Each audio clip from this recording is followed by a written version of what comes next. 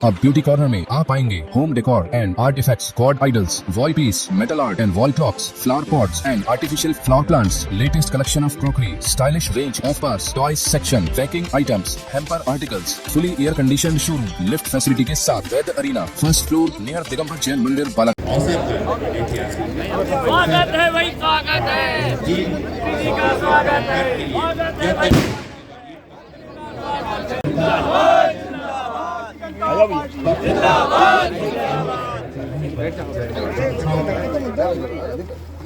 बहुप्रतीक्षित गर्रा railway overbridge का लोकार्पण हो गया, लेकिन इसमें कई तरह की खामियां गिनाई जा रही हैं। आधे अधूरे निर्माण और तैयारियों के बीच शुरू किए जाने की चर्चाएं हैं।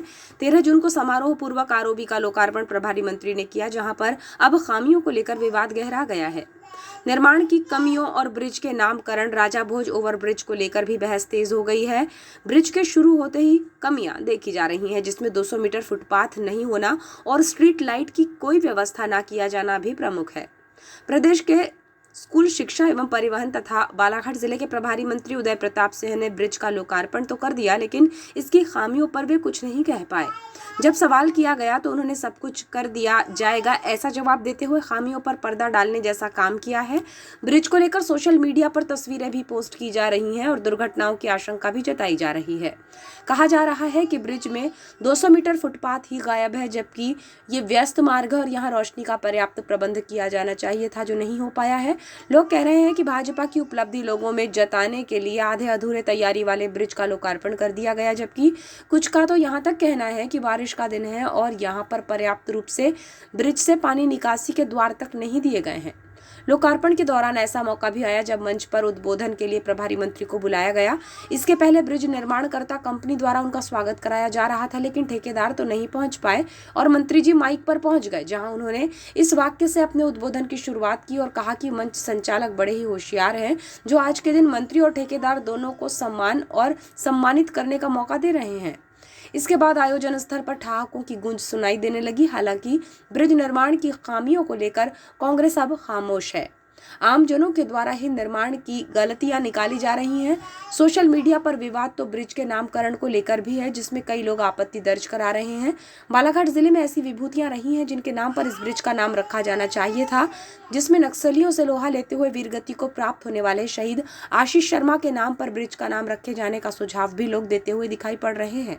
हालांकि लोकार्पण समारोह के दौरान राजा भोज आरओबी नाम को लेकर प्रभारी मंत्री ने खूब प्रशंसा की, जिसमें उन्होंने कहा कि राजा भोज आरओबी के ऊपर से निकलकर जाना स्वयं में स्फूर्ति देने का काम करता है। नाम चयन में जिन्होंने भूमिका निभाई है उनको धन्यवाद है। कई वर्षों तक राजा भोज के नाम से ब्रिज जाना जाएगा और उन्हें याद करेंगे तो उनकी नीति, काम करने की शैली और चरित्र का भी स्मरण होगा, जो इस युग में हमें प्रेरणा देता है। लोग राजा भोज आरओबी के ऊपर से निकल के जाना स्वयं में अपने आप के मन में एक स्फूर्ति देने का काम करता है। जिनने भी जो भी भागीदार हैं इसमें, जिनने भी चयन में अपनी भूमिका निभाई है, उनको भी धन्यवाद दूंगा कि आगे कितने वर्षों तक ये राजा भोज जी के नाम से ओवरब्रिज जाना जाएगा। हम उनको भी याद करेंगे। उनको जब स्वाभाविक रूप से जब उनको याद करेंगे तो उनके किए गए कामों को याद करेंगे, उनकी नीतियों को याद करेंगे, उनके काम करने की शैली को, उनके चरित्र को हम याद करेंगे, जो आज के युग में हमें कहीं ना कहीं एक मॉल सपोर्ट करता भी होगा। लोगों की सुविधा के लिए, आवागमन के लिए आज ये मार्ग प्रशस्त हुआ। स्वाभाविक रूप से आज हम देश के यशस्वी प्रधानमंत्री आदरणीय नरेंद्र मोदी जी का धन्यवाद देते हैं कि उनके नेतृत्व में 12 साल में जो अमूलचूल परिवर्तन इस देश में हुआ है। 12 साल पहले का भारत, 12 साल बाद का भारत।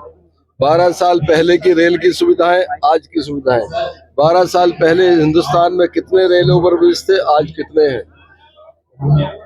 बहुत कम ज्ञान वाला आदमी भी बहुत आसानी से इस बात को कह सकता है कि हिंदुस्तान में जो व्यापक परिवर्तन राष्ट्रीय स्तर पर और नीचे तक आया है, और खासकर उन राज्यों में जहां डबल इंजन की सरकारें हैं, बहुत बड़े परिवर्तन इस देश में आए हैं।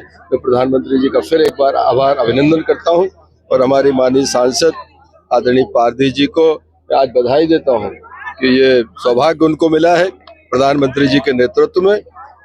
आज ये एक बड़ी सौगात उनके संसदीय क्षेत्र में मिली है। सर, इस ब्रिज पर जो है कई सवाल भी उठ रहे हैं, क्योंकि यहाँ पर स्ट्रीट लाइट नहीं लगी है और दूसरी चीज जो है सब लग जाएगा। थैंक यू, बधाई। घटिया बना एकदम घटिया।